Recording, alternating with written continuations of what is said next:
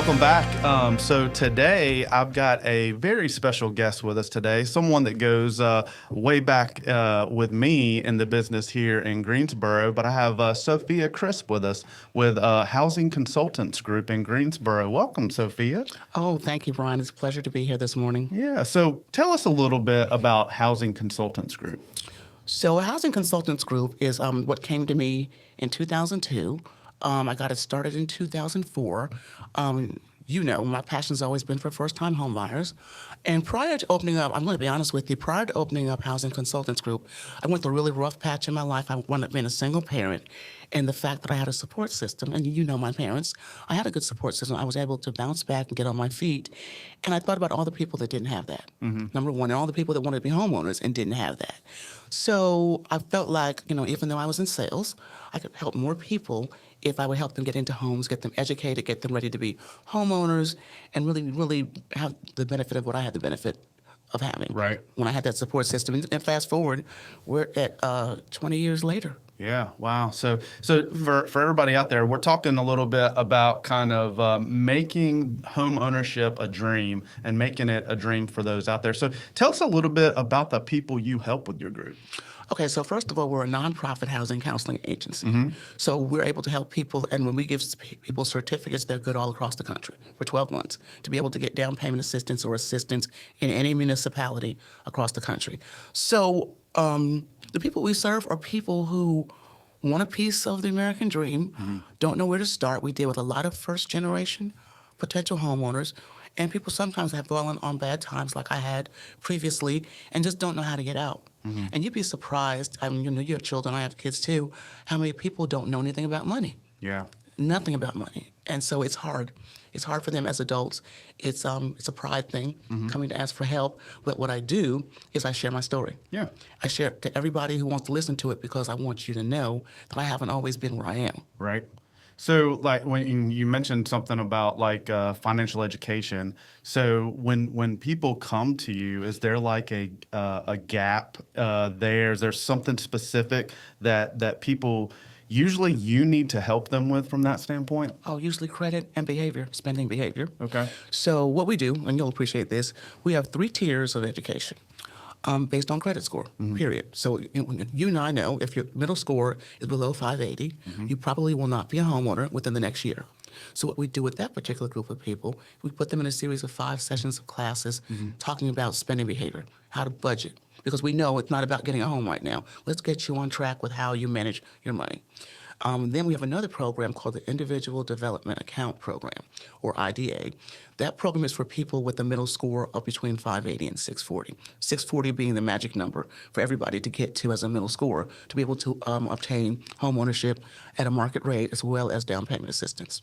So that program is from 6 to 12 months. We meet once a month. They have a success coach they have to talk to once a month. They sign a contract to attend. We do 2 unexcused absences. You have to commit to saving money. We don't tell you how much to save. You have to commit to doing it every month because we know that's the behavior that's going to put you on the road to homeownership. Now, tell me why wouldn't you give them a number to save for? Is it you're just trying to create that behavior? Oh, absolutely. We create the behavior, and then, based on what we know in our years in real estate, we teach them the same behavior you use to get in your home needs to be the same behavior you continue. Once you're a homeowner, there is no landlord to call. It's not a matter of when something happens. It's going to be if. And we don't do it in a negative way, but, life happens. Yep. Life happens. We know life happens. We want them to be prepared. And we do a lot of post-purchase education as well. Gotcha. Take me through a story. Now, I don't want to use any names specifics, but take me through a story of where you've helped someone from A to Z. Let's see. I have a woman who bought her first home at 84 years old. Oh, wow. Okay. Yeah, she came to our classes. I won't use her name. She came to our classes. She got the education she needed. She had a great realtor who worked with her to get her to the right lender. And she closed with down payment assistance at 84 years old about 2 years ago. Wow. So the down payment assistance piece, from that standpoint, how much are you looking at there? How much is that going to bring in to help facilitate the transaction? So let me share something with you. I'm not sure if you're familiar with the Carolina Core study that was done, at the state level, and all the counties and associations between here and Randleman, where the Toyota plant is. You've got all these businesses coming to the area. Yep. What the study was designed to do was let us know what price point we need to be getting houses, rental units as well as home ownership. And the numbers were astounding, but what was astounding was that they looked at 20 professions. And at the end of the day, only one could afford to buy a home right now without down payment assistance. And I'm talking about cashiers, clerks, restaurant workers, CNAs, nurses, truck drivers, manufacturing people who worked in a plant.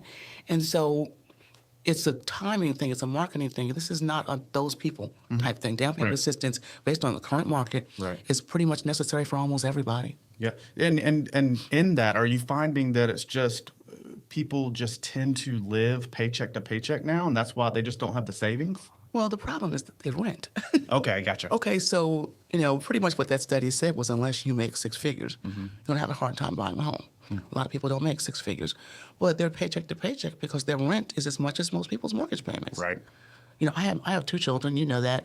Both my daughters, up until when I refinanced to a 15-year mortgage, their rental payments were higher than my mortgage payment. And that's across the country. One was in Georgia, moved to Colorado, and one's in Durham. And across the board, their payments are close to $2,000. Wow. Yeah. I mean, it's and we're in the property management game as well, and we've seen these rents tick up, so much just over the last 2 years. I mean, it's crazy. And you'll hear people say, "Hey, it's hard for me to get in right now because of the mortgage rate that's out there." You and I know it's not the mortgage rate because it's always a good time to buy. Exactly. Historically, this rate we have now is pretty much where it probably should be. What happened was these the people that you're dealing with got used to what they saw during COVID, the 3%, 4%, and think that's what it should be. That's not what it should be. Right. And when people come to me and say, "Well, should I wait till it goes back to 3 and 4%?" I said that means something bad happens in this country. Right. So I don't think you want to do that. I said, look at the money you're paying for rent each month, and just find yourself a property. And if and when the rates go down, go ahead and refinance, but don't put it off thinking that that's going to happen. Right. Because that means something catastrophic is happening, like a pandemic. And even with rates at 6-7% right now, I mean, when you're renting, 100% of that goes as an expense versus a portion of your mortgage rate is going to come back to you in the form of equity. So, yeah. Okay, so you asked me what the philosophy was? Yeah, yeah. Guiding people's paths to homeownership and financial stability. Because they're two different things. And you have to be financially stable to be a sustainable homeowner. The work that we do, since we've been doing this 20 years, we had a lot of work that we did during the foreclosure crisis. And so we know what behavior leads to foreclosure outside of you getting laid off. And we know what behaviors people have as homeowners that make it so if you have a problem, the first thing, and let's face it, if you have a major problem, the first thing you're going to go to, if you don't have any savings, is your mortgage payment. Right. It's either do I fix my transmission or do I make my house payment? Fix my transmission so I can go to work, so I can make the house payment. And we see that a lot. So our philosophy is guiding paths to financial stability, knowing how to manage money, not having your money manage you, and know that money is flowing, and you should always have access to something. So what we do in our post-purchase, make sure that they're saving money just like you did. We talk to people between 3 and 12 months of homeownership. We bring them together in a group, and they share. What's it been like? What's going on? If something broke down in your house, how did you take care of it? What are you doing in terms of emergency savings plan? I referenced the tornado of 2018, where people's lives changed here in about 3 minutes. A lot of people were not prepared. And so things like that is that's our philosophy. Get stable, get a home if you want to. We know everybody's not made to be a homeowner. Right. So, but you always need to be financially stable. And that's the basis for what we do. I just happen to lead towards homeownership because I'm a realtor. Right. So, and that's a good segue to where I wanted to go next was, so majority of our audience base are real estate agents. So how can Housing Consultants Group, how can you help what can you do to help the real estate agent out there? And then what can they do to help you guys? So what they can do, and it's a great time to ask this question, it's kind of a marketing thing. What they can do is recognize what I just told you, that the people we look at every day are needing down payment assistance. So don't down payment assistance because it's going to be a problem. Right. We've been doing this work for the city for 5 years, And we don't have anything to do with closing dates not getting hit. It's usually a lender issue and or buyer issue. We have a very efficient team, so there's no stigma. There should be no stigma in Greensboro and or High Point about down payment assistance dragging your transaction out. Just know the average person right now, with the average house being $330,000, needs some help. Unless you've got some family assistance, the average person needs some help. So that's the first thing. Don't look down on it, because pretty much the people you work with, it may even move up buyers. You know, if they meet in High Point, you cannot be a first-time home buyer, but just look at who wants to be a homeowner and look at the fact and think back about when you sold your first house or when you bought your first house as a realtor. You remember that person. Now, it might have been good or bad, but you remember that person. And once you get one house, you can get another. So look at it like that. Let's help people get the American dream as a realtor and work with the crowd of people, group of people that need some assistance, and refer them to Housing Consultants Group. Right. So, I mean, what we also talk about with our realtor family is if you have somebody that's not ready, you can send them to us. The same 3 classes that I told you about, everybody fits in one of those classes. I don't sell any real estate to any of the people you send to us because we do the down payment assistance. I can get your buyer ready to purchase. And at the end of the day, not only will you have them come back to you ready to buy a home, they're happy that you gave them some resources. And they'll come back to you again. Yeah. So let me ask you this, because, you know, you mentioned Greensboro, High Point. Where else do you guys focus and help people on? And then, you know, outside of that area, are there others out there that are doing kind of the same thing you are? So there are other people who are head up housing, HUD certified housing counseling agencies. I think my realtor hat is what has made us kind of boom and be the premier housing counseling agency, because I've got some real life experience, and we lead with education. We don't lead with counseling. We lead with education. Should you need some counseling, then you're able to come to us for one-on-one counseling. I think that's what makes it different. I think I've got a great realtor family, very supportive family here with the Greensboro Regional Realtors Association. And I think that it's respect for what I do. Most of you have known me for 30 years. Oh, yeah. I'm the same all the time. Yep. I share my knowledge freely, and I always want to help you. Yep. You're very good at shooting it straight, which is what people need to hear sometimes. So Sometimes they don't like it, but that's right. if you don't like what I say, don't ask me. That's right. That's right. So, hey, let me ask you, have the recent changes in the market, has that affected what you're doing at all? No, it has not. And if you're talking about buyer's agency, or just the change in the fact that, you know, we recently, over the last year or so, you know, we've seen this move up in interest rates. We're starting to stabilize from that standpoint. But has anything, you know, changed in your business from that standpoint? well, not really, except for there's less buyers because there's less inventory. Yep. I happen to be at the table talking to both cities about what they need to do about creating more inventory. Right. And even with the buyer's agency change, there's not been that much difference because a person selling their house in the $200,000 to $300,000 price range needs to sell their house. So that they're not, saying, oh, I'm not going to pay any commission. They're working with buyers because they need to move on to something else. Right. They've got an asset they need to get rid of, and they need someone that's ready, willing, and able. That's why buyer's agency is so important. Yeah. So, what do you wish more people understood more about homeownership? I wish people understood that it is the start of generational wealth. For the average person, for people of color, it's sometimes the only asset they have. Yep. I think you've heard my story about how my parents started out with a house in St. Albans, Queens, moved to Great Neck, Long Island, New York, then came to North Carolina. Each time they did that, the fact they owned a home was part of their success. The fact that they owned a home was why all four of us went to college with no student loan debt, Right. because they had a property that they rented. So it's not just where you live. That's what I want to get to. Right. A house is not just where you live. There's so many other things that make it easier for you to do because you're a homeowner.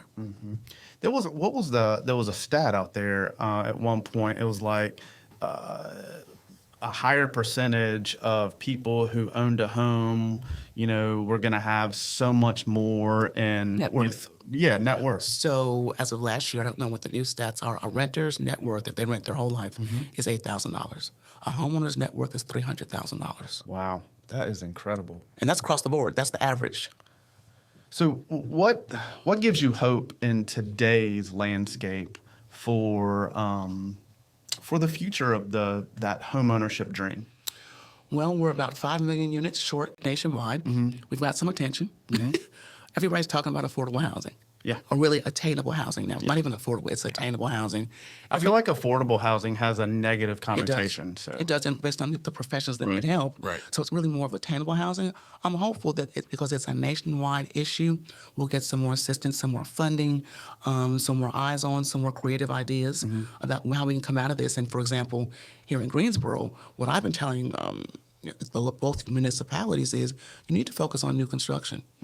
The tract builders left this space during the foreclosure crisis. Yep. They didn't come back because they made more money, per unit at a higher price point, and I get that.